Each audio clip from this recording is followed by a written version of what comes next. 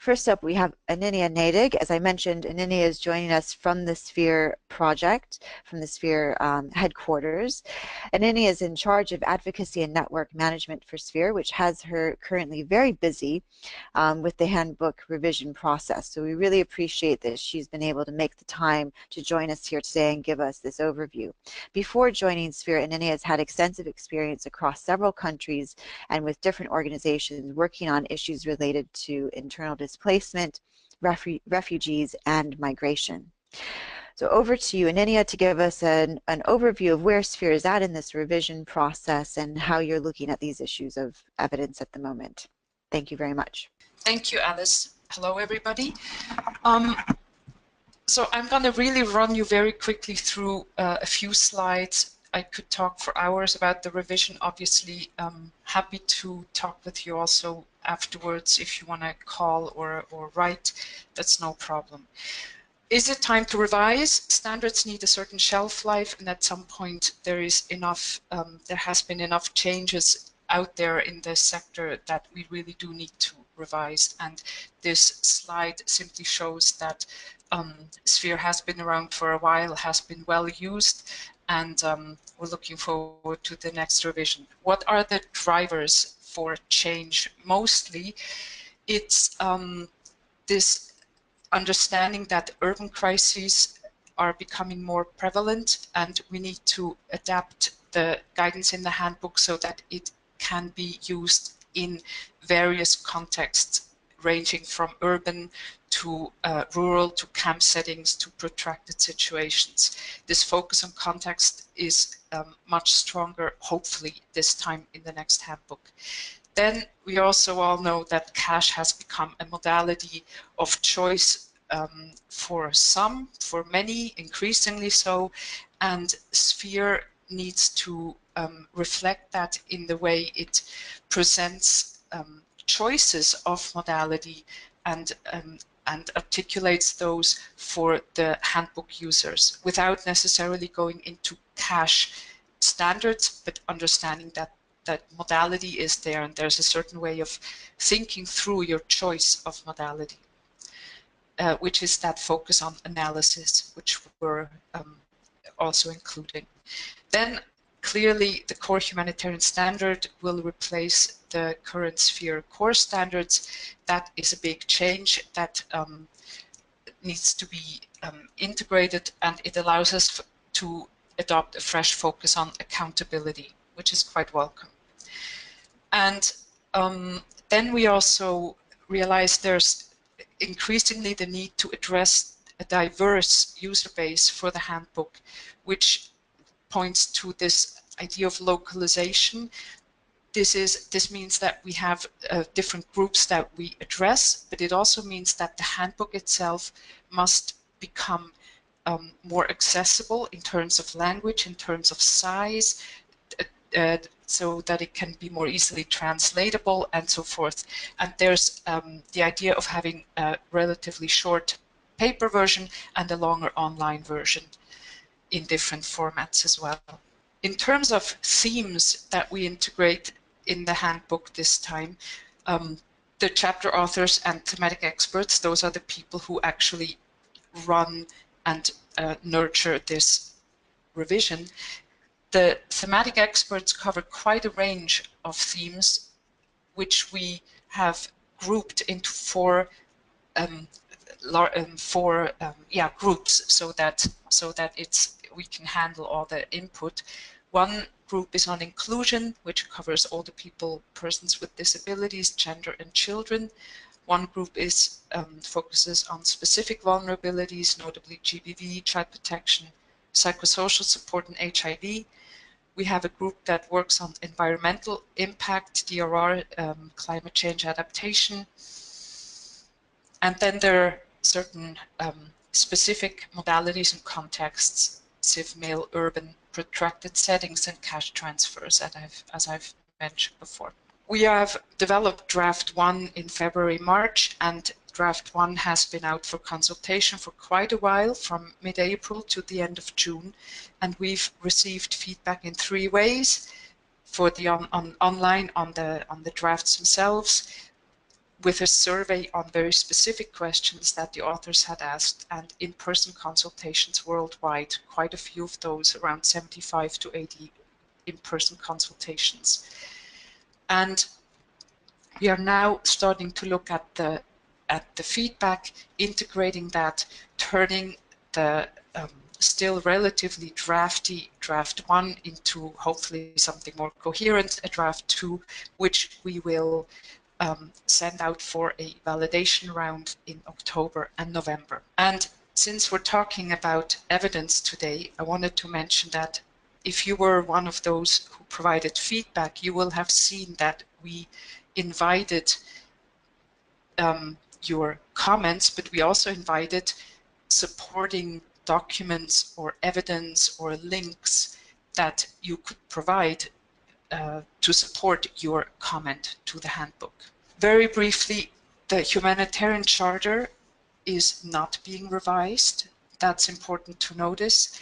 And we keep a number of core principles for Sphere, which is the focus on dignity, on people-centered approach, focus on evidence, to which I'll come back, and I would say that the Sphere handbook has been evidence-based also in the past, and the focus on collaboration, on an inclusive consultative process to come up with, to develop the next handbook. The big changes are, again, the core humanitarian standard replacing the core standards. Parts of the core humanitarian standard are being open for review. Not all. The commitments themselves remain unchanged for the time being.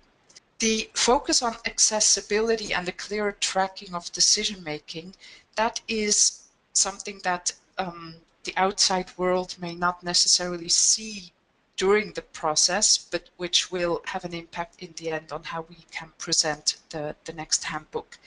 We are working with the authors much more on tracking the decisions that they're making, the changes that they're making to the drafts, and we are working on an evidence repository which will be available after the or along with or shortly after the publishing of the launch of the handbook. And those two elements will allow us to be much clearer about why certain changes in the handbook have been made, why other things may have remained unchanged. So that's our, in a nutshell, our contribution to really making evidence more visible for the next, for this round. We are also looking at a clear structure of the standards themselves, which I'll go into in a minute, and guidance that is more closely linked to the actions and the indicators. I will look at that with you in just a second. This is the new standard structure as we propose it, and I don't want to go into too much detail. The point is, though, that the indicators and what we, in this scheme, in this table, we still call it thresholds, but we'll probably move towards the term minimum requirements. With separating indicators and minimum requirements, we will hopefully lead people, practitioners, towards contextualizing the indicators they choose. Currently, you have indicators that have the number of 15 liters per person per day, for example, in the indicator itself, which gives the impression that those 15 liters are what you need to absolutely strive for.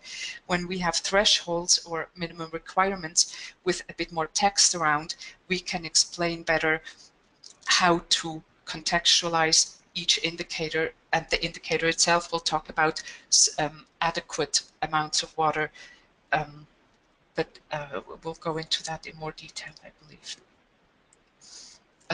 Key actions will be accompanied by important text that pertains directly to those key actions, which will then alleviate also the guidance notes section, because we felt that the guidance notes often are not read, although it's a really rich and very interesting part of the handbook.